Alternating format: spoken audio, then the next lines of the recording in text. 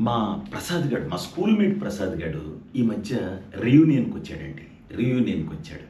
అయితే అందరికీ తెలుసు వాడు ఇంటర్మీడియేట్‌లోనో, డిగ్రీలోనో వాడికి కొద్దిగా లవ్ స్టోరీ, పెద్ద లవ్ స్టోరీ ఉందని, వాళ్ళిద్దరు ఇంట్లోంచి పారిపోయి పెళ్లి చేసుకున్నారని అందరికీ ఒక గాసిప్. అంటే అందరికీ తెలుసు. అందరం విన్నాం. కానీ తెలీదు. యాక్చువల్ స్టోరీ తెలీదు. అయితే వాడినందరం కూర్చోబెట్టి, "అరేయ్!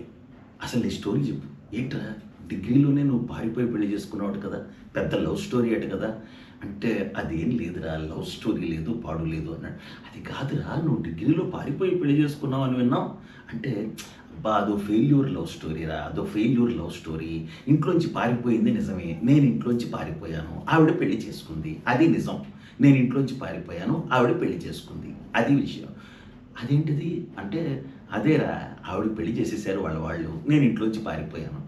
మళ్ళీ మామూలే 2, 3 ఏళ్ల తర్వాత నేను మళ్ళీ చేసుకున్నాననుకో."